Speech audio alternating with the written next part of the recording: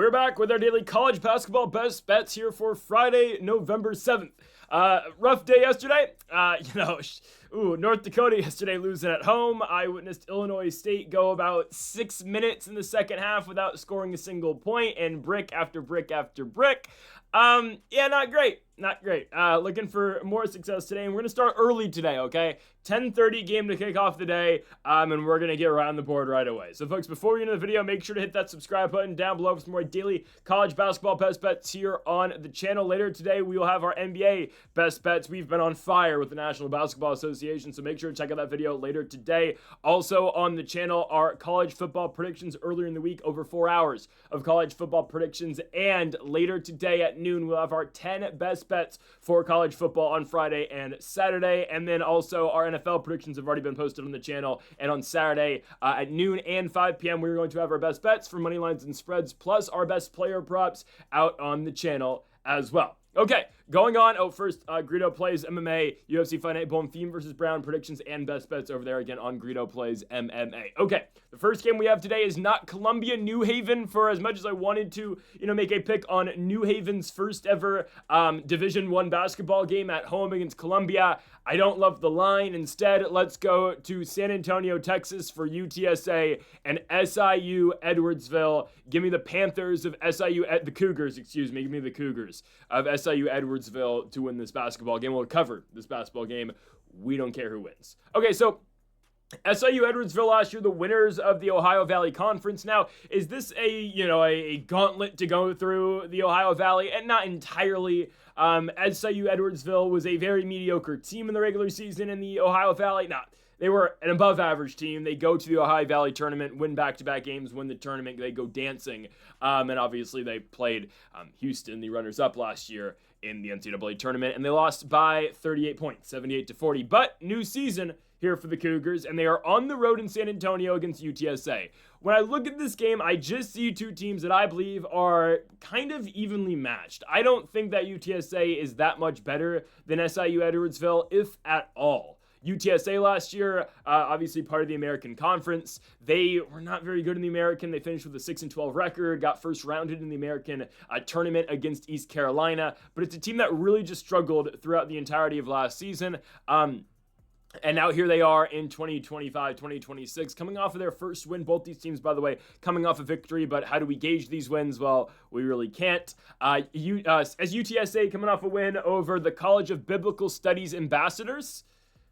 Okay. I'll be damned if this is a D2 basketball school. But anyways, they played UTSA, and UTSA completely beat down this team. Again, the College of Biblical Studies, by the way, I want to emphasize this. They played 3 Division I basketball schools in 3 days. So this is just the most Mickey Mouse result you can get because, guys, when UTSA played the College of Biblical Studies Ambassadors, it was the 3rd game in 3 nights for the College of Biblical Studies Ambassadors.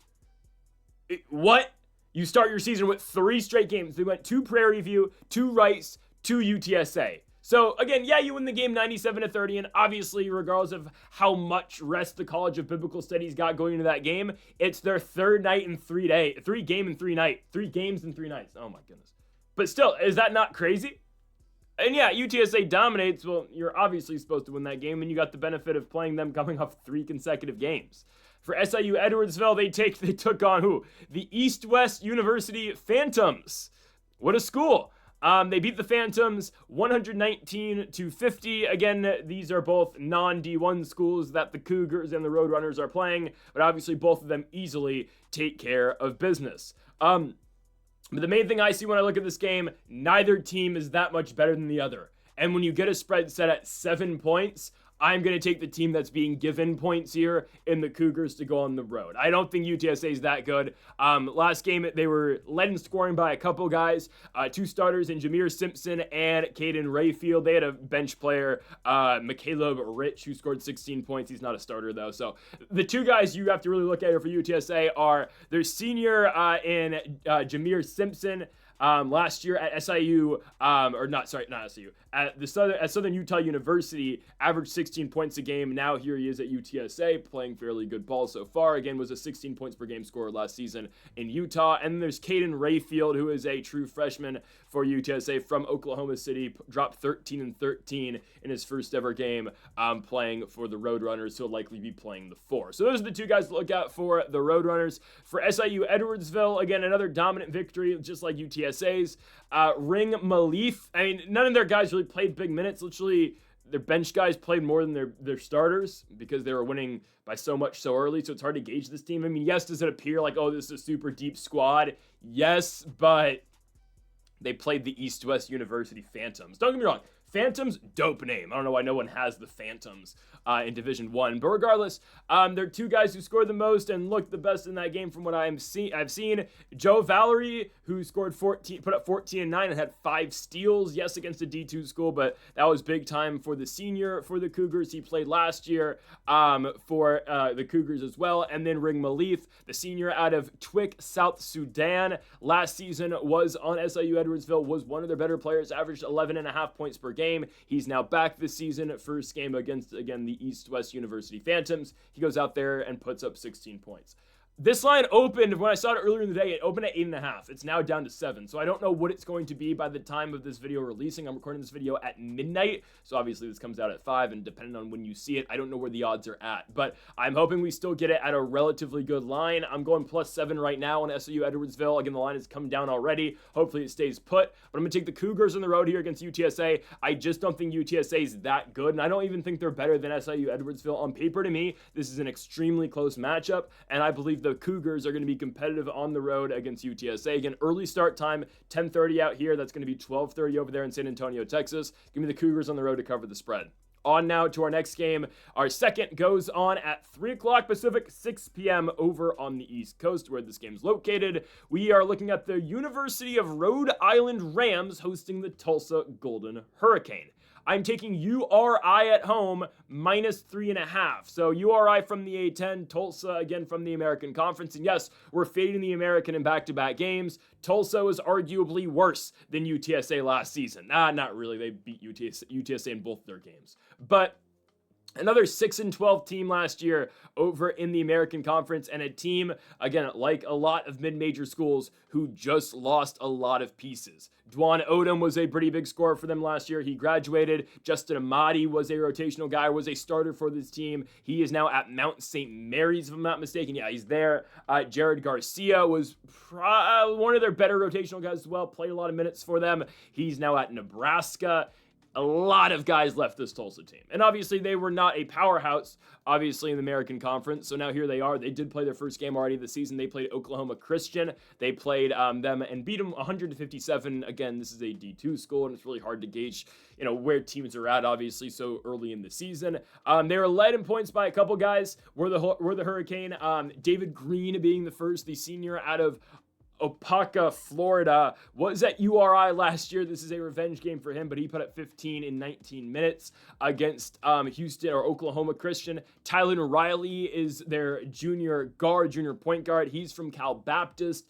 Started some games for CVU last year, but again, was a rotational guy. Dropped 15 in their first game. And then Miles Barnstable, who is a senior. Again, I guess he's their one. He played the one last year for St. Thomas, Minnesota. The Tommies, obviously, who were very good in the Summit League. Don't know entirely why he left that squad, but because he played really good minutes for them last year. I would say Barnstable is their best guy. Again, just seeing him in the Summit League last year. And yes, I watched a lot of Summit basketball. Again, unfortunately, UND was not good for us yesterday, but it's okay. They lost to that cesspool, but it's fine. Barnstable's good. I've watched him play before. Again, he is, I think, the best scorer on this team from what I've seen out of the Golden Hurricane. But they're on the road and they're taking on URI, who is an all-around good team. They did play an actual Division I school in their first game, and I get it, Stetson is not some powerhouse by any stretch of the imagination, but Rhode Island in their first game at home beats down the Stetson Hatters, beating them 93-62. It was a dominant performance. Tyler Cochran is their leading scorer in that game. This is a guy who's been at multiple schools, played at Toledo last year, has toured the MAC, started at NIU, then went to Ball State. Yes, this guy was playing college basketball, by the way, in 2019. Started at NIU, went to Ball State, Toledo, now here at URI. Again, this is an experienced player, and do I love the fact that you've played 6 years of college basketball? Not really, but we'll take it, I guess. I mean, no, seriously, we'll take it. This is a guy who can go out here and score. He's played a lot of college basketball in the past. Sure, it's not a great thing, but It is what it is. We're here to pick winners. We're here to cover spreads. We're not here to, think about if it's fundamentally right or not. Rhode Island's got a pretty good core, though, right? URI coming out of the A10. I expect them to be a lot better than the Golden Hurricane this year. I don't know. I don't like the bottom of the American Conference. I really don't.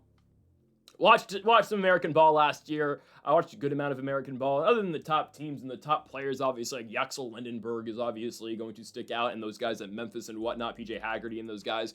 Other than the top of the American, I don't really love the bottom feeders, and I would consider Tulsa and UTSA, two of those bottom squads.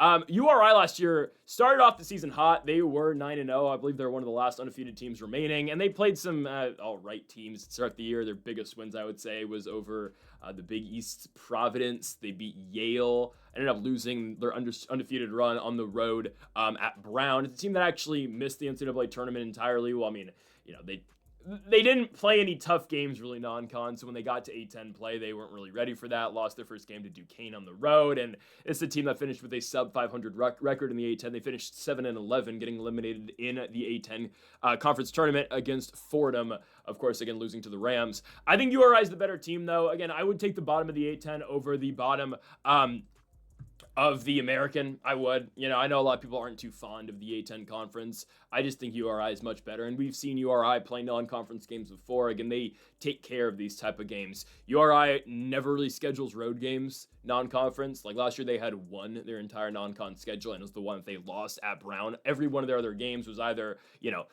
neutral site or they played at home. Like they scheduled games against like Detroit Mercy and whatnot, non-con. But I know you can't always compare what they did last season, but Rhode Island to start the year last year blew out Fairfield, beat up on Holy Cross, blew out Lafayette, blew out Charleston, all at home. This is what they do. Going to Rhode Island is a little bit difficult. Again, Tulsa, long trip up here. I don't love what Tulsa's got. Lost so many players. URI, I just think they're the better team. We look at, I like Miles Barnstable a lot, but I just think there's better players on Rhode Island, and we've seen Rhode Island early in seasons before dominate their schedule, and again, I'm not too impressed by what the Golden Hurricane have this year. I'm going to go URI at home. I think the Rams win and cover, so it's going to be -3.5 for Rhode Island at home against the Tulsa Golden Hurricane. On to our third best bet of the video, and it is by far the biggest game of the day. You saw it in the thumbnail, and here we go. We are finally getting into some huge matchups. I stayed away from some big games earlier in the week with BYU and, the Florida versus Arizona game. Here we go. This is the biggest game, in my opinion, so far of the college basketball season. And I get it, right? Was the Florida game bigger early in the week? Yeah, probably, because Florida just won the national championship. It doesn't get bigger, though, in my opinion, than North Carolina versus Kansas. They're both ranked, okay? This is as blue blood as it gets, and I know North Carolina wasn't the most impressive last year. They did get in the tournament because they beat down on SDSU in the first round or in the first four, and I know Kansas, has been off and on over the last, 10-ish years, losing in the first round last year to Arkansas, and don't get me wrong, the Jayhawks struggled last year, and, Hunter Dickinson is gone. He's found a job in the G League, I think. Dare I say I like Kansas quite a bit this season. I know, again, it's Kansas, and some years they're great, some years they're not. Last year was not one of their better years. I know they struggled at times during the Dickinson era. I really like what they have now, and how couldn't I with Darian Peterson on the team? I mean, there is a very select group of players that you can consider the best in college basketball right now. At least, A, best in college basketball, and B, going to be, top 5 picks in the NBA draft. Obviously, the biggest name has been AJ, who is now at Brigham Young. That was a huge commitment over the offseason. The other big name right now, Boozer or two on Duke, but it's Darian Peterson, who is being looked at as legitimately the next coming of Kobe Bryant. That's what's being said. I'm not telling you Darian Peterson's going to be Kobe Bryant, but that's what is being said about him. And you can kind of see the resemblance. Again, he is an athletic freak. He is a very good scorer, and he's just 18 years old. So Peterson, again, I think he was number 1 or number 2 in the class? I'm not sure, out of the high school class. Regardless, one of the most anticipated prospects to come into college basketball, and here he is. First game in collegiate sports against Green Bay, and I know Green Bay, the Phoenix, were horrible last season. They're horrible again, but he drops 21 points in 22 minutes, 4 rebounds, and 3 assists. Peterson's really good. He is. And Kansas, in a post-Hunter Dickinson era, which I don't know if we need to establish that, they're starting 3 freshmen this season. starting 3 freshmen and a sophomore, if I'm not mistaken. The only senior that is starting right now is Jaden Dawson, who started and played big minutes last year for Loyola Chicago. That's okay. It's a young Kansas team, and I will question them going deeper into the season in terms of experience and how they're going to be. But I think right now they're going to be fine. I think they're going to be fine. Big win in their first game. Actually, Dawson didn't start their first game. No, it was, oh God, no, they started Rosario? They did start Cole Rosario instead. No, they're starting, yeah, they're going, never mind. They're going 4 freshmen and a sophomore. You know what? I know it didn't work for Rutgers last year. You have a lot of talent, though. Why not? I mean, again, we'll see. This is a huge test. On the road, I just think Kansas is a lot better than North Carolina. I don't know. I mean, I look at what UNC has, post RJ Davis era here at North Carolina, but UNC lost so many players last year, and obviously North Carolina is always going to be aggressive in the portal. Same with Kansas as well, even though I would say UNC was a lot more aggressive in the portal this year than Kansas, because Kansas is just bringing in a lot of young guys and a lot of high school players. But it's a team that lost RJ Davis, lost Drake Powell, again, Powell in the NBA. You lost Elliot Cadeau as well in the portal. You just lost a lot of players, and in comes an entirely new lineup, right? Seth Trimble is back. He is still, he's still going to be playing guard for this team, but North Carolina is bringing in pretty much a brand new lineup. Caleb Wilson, again, is one of the more well-known prospects coming into college basketball as well, or recruits coming into college basketball in his first game against the Central Arkansas Bears. 22 points, 4 rebounds, 3 assists. That's great. Again, though, a team that I would say is way more experienced than Kansas. You've got Kion Evans, who's coming over from Colorado State, who started. Obviously, Seth Trimble is back as well. Jaron Stevenson is from Alabama. There are, again, older players and veteran players in this team. I just think, again, yes, you have experience in North Carolina, and I know Kansas is a young squad. I think Kansas is way more talented. And yes, games at Chapel Hill. And if this game was at a neutral site, Kansas would be favored. If this game was at Kansas, the Jayhawks would be favored. This is the only way where, again, Kansas is not being favored over North Carolina is with them on the road, and I don't care. I'm taking Kansas here, and I'm taking Darren Peterson. Because it's not just Darren Peterson as well. I mean, their first game, right? Flory Badunga, their sophomore out of Congo, my goodness. 23 points, was dominant, played 25 minutes. Again, he was at Kansas last year. Really a bench guy. Played in pretty much every single game, but rarely started. Again, he looked really good in their first game, but obviously in the star of the show is Darren Peterson. But it is a young team. It's still a good team, though. There's more talent on Kansas. There's way more talent on Kansas. They are starting, 2 sophomores and 3 freshmen. I forget that Badunga is I thought he was a freshman. He's a sophomore. I just slipped my mind. The more talent on Kansas. More talent on Kansas. The best player on the court's on Kansas. And yeah, again, North Carolina brings in, they bring in a guy from Alabama. They bring in all of these new portal guys.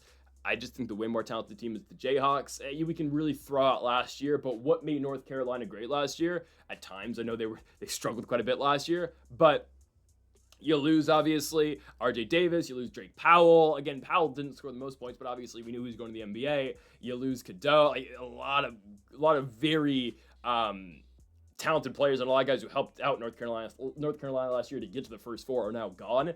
Kansas, I know, again, same thing. You lose a lot of players. You lose a guy like Hunter Dickinson, who, again, it was joked on in the college basketball community. But you lose Harris. You lost Zeke Mayo, obviously, from South Dakota State. KJ Adams. Again, yeah, it's a complete 180. I just think the talent they replaced those guys with, yes, are they young? Are they green? Sure, they're good players, though. So I'm going to be going with Kansas. They got Melvin Council as well coming off the bench. He's from the Bonnies, St. Bonaventure as well. I'm going to go here with Kansas. I think Kansas wins this game on the road. They are way more talented, and Darian Peterson is the best player on the court. So I'm going to go with the Jayhawks on the road at UNC at Chapel Hill. I think they get it done. As we go on now to the 4th best bet of the video, we move to the Levy Center in Santa Clara, California, as we've got the Santa Clara Broncos hosting the McNeese Cowboys. So we're going all the way down to the 7 o'clock time slot. I got nothing in the middle of the day. Taking McNeese. I'm so shocked Santa Clara is favored to beat the squad. I'm so shocked. And I like Santa Clara. I've been to a lot of Santa Clara basketball games. In no world should they be favored to beat this team. They shouldn't. I don't understand it. And I know, again, McNeese lost some players. Like Christian Shoemate was their best guy. He is now, I don't even think he's in the G League. But you lose your best scorers, your best scorer last year, but there are a lot of rotational guys who are back. McNeese is one of these teams at the mid-major level that really doesn't lose all their players. Like, they lost Kadir Copeland, who played quite a bit for them last season. He's now at NC State, but you return a couple starters. Javon Garcia is back for his senior season. DJ Richards is back for his senior season. This is a team that was in the tournament last year, and sure, again, they lost in the second round to Purdue, but this team literally beat Clemson in the first round. Sincere Parker is now at Memphis, so that sucks too. But McNeese does a really good job recruiting. They are good in the portal as well. And they've obviously dominated the Southland Conference. If you know anything about the Southland, it is every season it is McNeese and it's everybody else. Like that, every team gets their schedule to start the year in the Southland Conference and they're looking at, how do we beat the McNeese Cowboys? And everyone's Super Bowl is against McNeese. Well, McNeese added a freshman this year, Larry Johnson, from Savannah, Georgia, who put up 30 points in their first game in 18 minutes. So again, they have replenished their team. Their next leading scorer was Tyshawn Archie, who dropped 16, another one of their guards. McNeese is not going to be the biggest team, but that's okay. They're playing the Santa Clara Broncos, a Santa Clara team this year who won their first game. They beat Humboldt. I didn't even know Humboldt had a basketball team. That's shocking. Elijah Mahi's back. He was a pretty good scorer for them last year. He is now in his senior season. But arguably, you definitely lose your best player. I know, again, he struggled at times last year and wasn't always the biggest impact player. But if you watched Santa Clara basketball last season, you knew Adama Alpha-Ball was their best player. At one point, had NBA potential. Obviously, never reached that potential. I don't know what he's doing now. But, he's gone. Right, that was a senior season. He's from France. Again, he was at Santa Clara for 2 seasons after playing at Arizona. He is no longer, obviously, playing collegiate sports. And then you lose, Adama Alpha-Ball felt like the best player. The biggest impact player, though, was arguably Christoph Tilly. Christoph Tilly, a 7-foot center from Germany who was absolutely massive for the Broncos last year, especially in the West Coast where some teams don't have the best, big play. Christoph Tilly was exactly that last season for them. It averaged 13 points a game, was just such an impact player, though, for Santa Clara. Was there his entire collegiate career up until this year, where he transferred to Ohio State. And I know it's one game, but in that shootout that Ohio State played against IU Indianapolis, where they won 118-102, Christoph Tilly put up 28 points. So Tilly's very capable, and now he's no longer at Santa Clara. So again, Mahi's back, and you've tried to replace, again, the losses of Tilly and Adama Alpha-Ball. I don't really like it that much, though. I don't like, the new lineup that they have. Christian Hammond is going to play big minutes for them this year. Again, he was at Santa Clara last year as a bench role guy, but he's going to play big minutes this year. You got another German player in Jake Esminger. I believe that's how you pronounce his name. He's been at Santa Clara. He's going to start this season. McNeese is the much more talented team, trust me. And, if we got this game last year, McNeese would be favored, and no matter where this game would be at. I know Santa Clara was an NIT team last year. They won in the first round against that cesspool, and then they went out and lost to UAB in the second round. And, Santa Clara had some fun games this season, or last year. They beat, when Gonzaga came to Santa Clara, they beat them. Or the West Coast is a very fun league. It's a league that's usually dominated by 2 teams, St. Mary's and Zaga. Zaga's going to leave next year, which is going to be really odd. I think St. Mary's should follow them, but we'll see. But the way the West Coast works, and I've watched West Coast basketball for a long time. It's usually last couple of years it's been Zaga and St. Mary's. Usually Zaga then St. Mary's, but last year St. Mary's was very good. Zaga, St. Mary's. Next year is Santa Clara, San Francisco, and then it's everybody else. Right now, Oregon State and Wazoo are there, so it kind of throws a wrench in everything. But that's really how the pecking order of the West Coast League works. I know Santa Clara last year lost to Pepperdine in the tournament, and the West Coast tournament works. You literally, if you're gonna win it from the first day of the tournament, you need to win 7 games in 7 days. Again, the West Coast it's fun. It is. I don't know how they beat McNeese. I don't know how. McNeese has brought back a lot of their guys. For the most part, this is a team that was dominant last year. They're 27-6, and sure, their game that they lost non-con last year, they did lose to Santa Clara at McNeese, and they did lose to South Dakota State. But this team got so much better as the year went on. And okay, you can make the argument: are they just feeding off of playing in that piss poor Southland schedule? If they didn't win the tournament, you can say maybe they beat Clemson. So I don't think you can say they just beat up on crappy teams. Yes, did they lose to Santa Clara? Did they lose to South Dakota State, where we actually had South Dakota State money line plus 290 that game? Whatever. Yeah, but all their losses last year were close games. Bama, they played close. Liberty, they played close. Mississippi State, they played close. And I think they improved in the offseason. I don't think Santa Clara improved. I definitely think they took a step back, losing Tilly and Adama Alpha Ball. So we're going with the McNeese Cowboys here. I would argue money line, but let's just play the plus 3.5 because we're getting it. I'm going to go plus 3.5 here for the McNeese Cowboys on the road in Santa Clara against the Santa Clara Broncos. On to our final game of the night, and we move to Southern California as the UC Irvine Anteaters host the Cal Baptist Lancers. I'm taking UC Irvine. Irvine.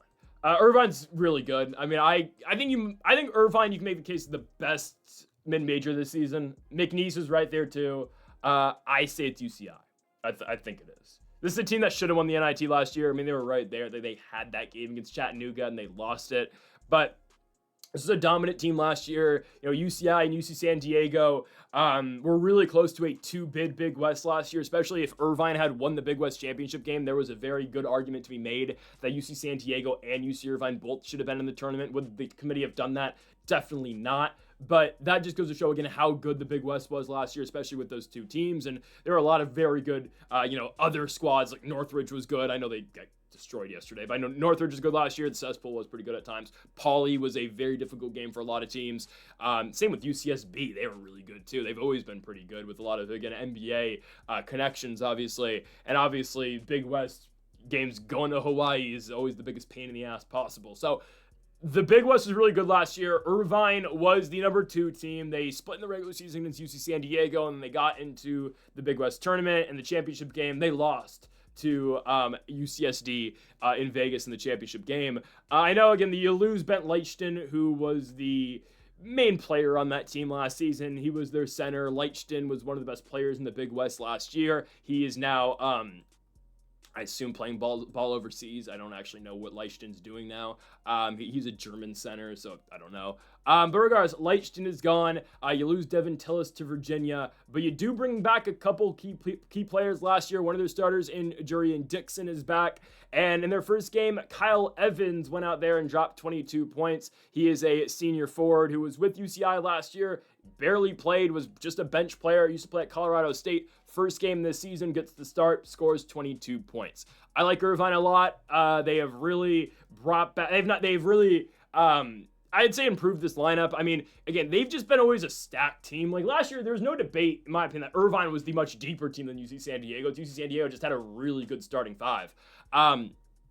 Irvine was back this year. They should win the Big West, and I think they're going to be I legitimately think they're going to be like a 10 or a 9 seed in the NCAA tournament. Like, trust me on that. Cal Baptist, they beat SC Upstate in their first game, and I guess Fresno State just absolutely sucks and they're horrible because they lost to SC Upstate at the Save Mart Center. So way to go, Bulldogs. And maybe they're just gambling on their games again. They probably are, I'm serious. But, Cal Baptist in their first game beats down on South Carolina Upstate. They win the game 87-75, so I would not call it a beatdown. They are led by one player, and that is Dominique Daniels. If you've watched a Cal Baptist game, the entire game plan and everything, if you just watch Cal Baptist, it is Dominique Daniels. Dominique Daniels does everything for this team. Since the minute, really, he's stepped foot at Cal Baptist, he's been a 20 points per game scorer for this team. He is a very small and undersized point guard. He is 5'10 from Compton, but he is a hooper. So Dominique Daniels is the best player for Cal Baptist. If you can take him away, though, this team is not very good. It's a one-man show. So Irvine, who has always been good defensively and has way better talent than Cal Baptist, should have absolutely no trouble in this game. As long as you can take away Dominique Daniels, you'll be fine. And that's exactly what I expect Irvine to do. I expect Jurian Dixon to have a pretty big role this season. Was a starter last year, but did get overshadowed by, a Justin Hahn, by a Miles Che. Dixon, again, started pretty much every single game last year, but was their lowest points per game scorer last season. Expect the sophomore to have a very increased role this year, and he's going to be the number 1 scorer all year long. They bring in a freshman from New Zealand, and Tama Isaac dropped 18 points in their first game in over 26 minutes and 10 assists. That's big time as well. He's going to be the point guard for this team. Jurian Dixon, obviously, is the 2 guard. I like UCI a lot. Yeah, losing again. Leichton and Che and Hahn suck. I'm okay. I think this team's still going to be very good this season. There's a winning culture now set at UC Irvine. It's been consistent, and I think it's going to continue this year, and this should turn into a blowout victory over Cal Baptist. Irvine's first game, they dominated Bethesda University. It's not the same school in women's ball who was down like 77-0. I think that was them. Anyways, Irvine's men's team beat them 125-49. They should have no problem this week, or tonight, excuse me, against the Cal Baptist Lancers. So I'm going to go with UC Irvine minus 7.5 to close, 6.5, excuse me, minus 6.5 to close the night again from Irvine, California. Folks, thank y'all for watching our college basketball best bets here on November 7th. If you haven't yet, though, make sure to hit that subscribe button down below for more. Make sure to leave a like if you did enjoy the video. Make sure to comment if you do disagree with any of the picks. We'll be back tomorrow for more daily college basketball best bets. Folks, thank y'all for watching, and Mamba forever.